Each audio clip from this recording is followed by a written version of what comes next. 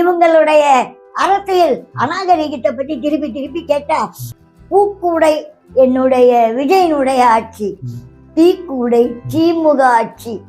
மசால் வடை அருண்சுவையின் நாக்குல உட்கார்ந்து நடனம் ஆடுது. சுயநலம் இல்லாத ஒரு தனி மனிதன் விஜய் என்று எம்ஜிஆர், புரட்சி தலைவர் எம்ஜிஆருக்கு ஈக்குவல். ஆனா எம்ஜிஆருக்கு மேல வர முடியாது, நம்பர் செகண்ட்ல வரலாம். நான் நம்பர் 2 தான். நீங்க நம்பர் 2 வா? எஸ். இப்போ 10,000 ரூபாய் தான் வச்சுக்கிறேன் தேர்தல் கணக்கில் காட்டினாரு. 10,000 ரூபாய் வச்சு எப்படி லண்டனுக்கு போனாரு முன்னாள் முதலமைச்சர்? அவரு எதை செஞ்சாலும் ராங்குப்பா. நீங்க பெரிய மனசு பண்ணி தயவு செஞ்சு இதெல்லாம் மறந்துடுங்க. இப்ப சொல்றானே ஸ்டாலின், இப்ப இவன் ஏன் முடியாத இந்த கொம்பு ஊன்ற நேரம் பார்த்துட்டு இப்படி அலையறான்? குச்சமே இல்ல. 6 மாசம் ஆகலையே, எதுக்கு இவன் இந்த மாதிரி அல்லல் பண்றான், அலையறான்? ஒரு 3 மாசம் கூட பொறுத்திருக்க இவனால முடியலையா, முட்டிக்கிட்டு நிக்குது. அதுக்குள்ள எல்லாமே வந்துடுமா இந்த பேமானிக்கு தெரியாது. இப்போ கனவு காணத்துல என்ன தப்பு? இப்போ 6 மாசத்துல திமுக ஆட்சி பிடி பண்றாங்க, அவங்க கனவு உலகத்துல வாழ்றாங்க, இதெல்லாம் தப்பு இருக்கு. அவனுக்கு கனவே வரலன்னு தானே நினைவு இல்லாம உட்கார்ந்துட்டு பேசி நிக்கிறான். நான் நல்லா பண்றனோ இல்லையோ, ஆனா நீ நல்லா பண்ற. அவனுக்கு நினைவு இல்லாம பேசுறாருப்பா. இப்ப சொல்லுவாங்க பாருங்க, கொஞ்சம் லூசு அப்படின்னு. அது அவரே ஒரு நல்ல டாக்டரா பார்த்து டைட் பண்ணீங்கன்னா கொஞ்சம் நல்லா இருக்கும். இதெல்லாம் ஓவர் நக்கலு. இப்போ அவங்க திமுக விஜய் ஆட்சிக்கு 6 மாசம் டைம் கொடுக்கணும்னு சொன்னாங்க. ஆனா போற போக பார்த்தா 6 மாசத்துல திமுகன்ற கட்சி இருக்காது போலயே. அவர் சொல்றாரு, இனிமேல் இது இருக்கவே இருக்காது, இது நடக்கவே நடக்காது. அது ஏன்னா இப்ப அவர்கிட்ட எதுவும் இல்லை, அவரால இப்ப நடக்க முடியாது. அத என்ன மாதிரிதான் அதுவும் இருக்கும்ன்ற கனவு கண்டு அத மாதிரி சொல்லலாம் இல்லையா? ஒரு அசிங்கமாய் போச்சு குமார். காரணங்க கட்சி நடக்கிறது நடத்துறது 2வது கதை. அவன் எழுந்து நடக்கவே முடியல, இவன் கட்சியை எப்படிப்பா நடத்துவான்?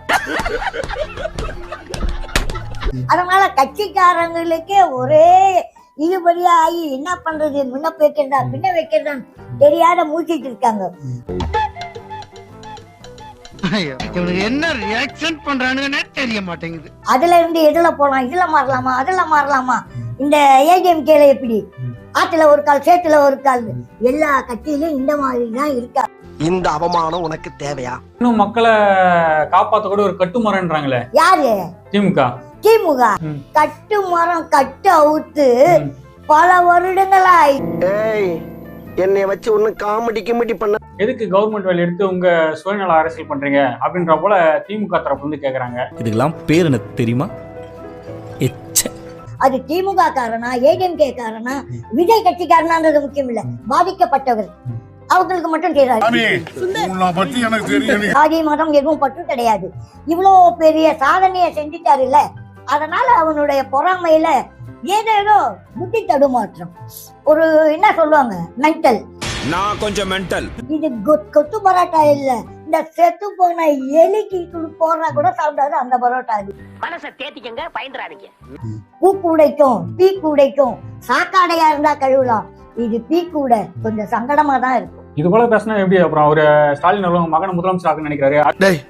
இவன் வேற என்னை ரொம்ப டார்ச்சர் பண்றான்டா. மக்கள் எக்கடி கேட்டா என்ன, எங்க குடும்பம் நல்லா இருக்கா, அதுதான் எங்களுக்கு தேவை.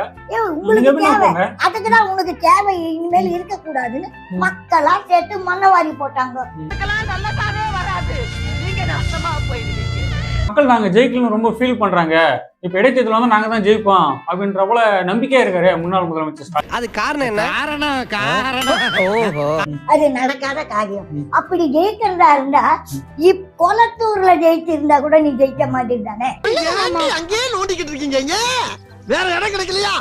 கொளத்தூரே உன்னை குளம் வெட்டி முன்ன போட்டுடுச்சு, அதுக்கப்புறம் நீ வேஸ்டேஜ். ஐயோ என்னைய மாதிரியே அழுகிறேப்பா. எம்எல்ஏ மார்க்கண்டேயன் அவர்களை துப்பாக்கி முனையில மிரட்டி இருக்கீங்களே, என்ன விஷயம் அது?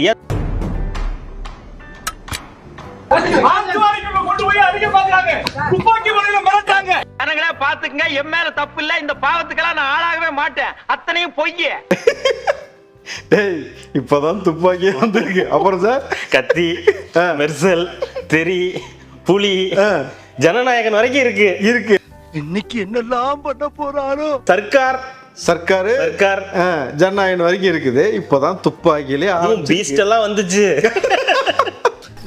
சிரிக்காத சொன்னா எனக்கு அசிங்கமா இருக்கு. ஏன் மார்க்கு காலையில வீரவசனம்லாம் பேசினேன் ஸ்பீக்கர்ட்ட லெட்ரு எம்எல்ஏனா ஸ்பீக்கர் பெர்மிஷன் வாங்கி தான் நீங்க கூப்பிடுங்க. பயப்படாத, பயப்படாதா. சாயங்காலம் மைக்ல வச்ச மாதிரி கத்துறான் சார். இடையே கொல்ல பாக்குறான். எனக்கு இந்த சம்பவத்தை பார்க்கும் பொழுது கருணாநிதி கத்துனா தெரியுமா? அத வேற ஞாபகப்படுத்திட்டீங்க. நெஞ்சமெல்லாம் பொண்ணா இருக்கு தம்பி.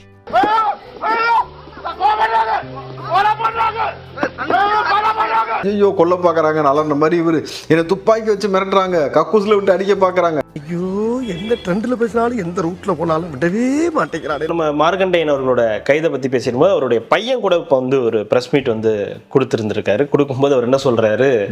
ஆனரபிள் சீஃப் மினிஸ்டர், உங்க பையன் தான் சார் உங்களோட இல்ல, என் அப்பா எனக்காகவும் இந்த விழாத்துக்குள்ள மக்களுக்காகவும் ரொம்ப காலமா உழைச்சிட்டு இருக்காரு. பாயமுறா குரங்கு. ஐயா மன்னிச்சுக்கங்க ஐயா, மன்னிச்சிரதா.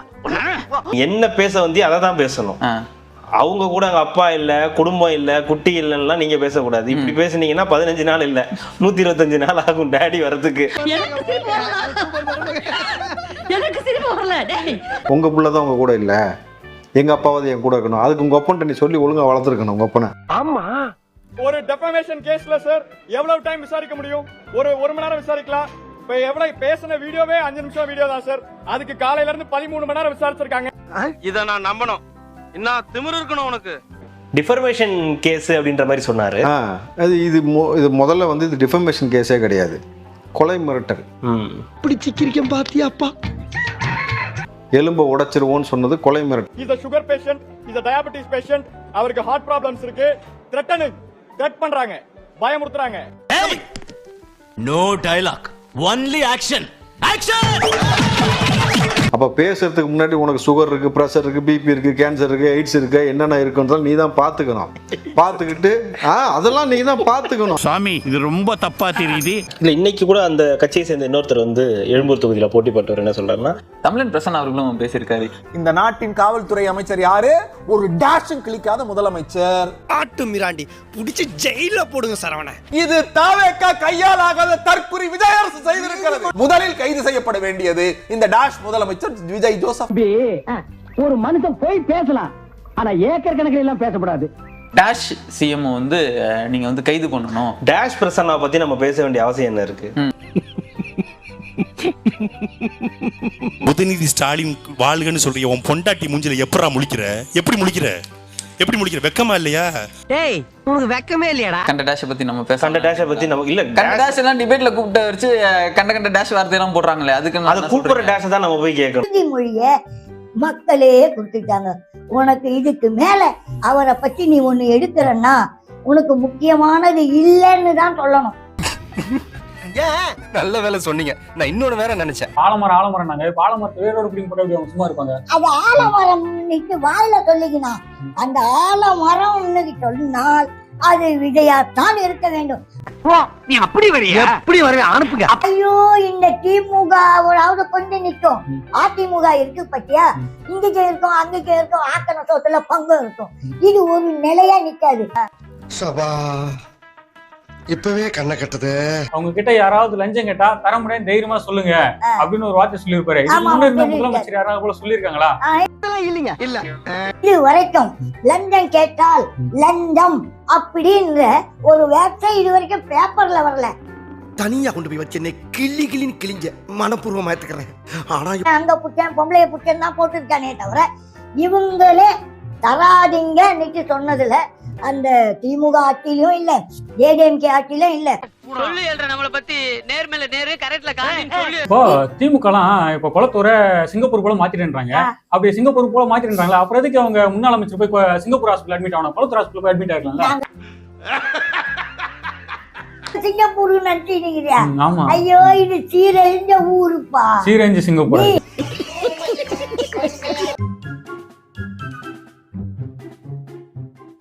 என்ன வடையா? மசால் வடை தாயா, அருண் சுவையின் நாக்குல உட்கார்ந்து நடனம் ஆடுது.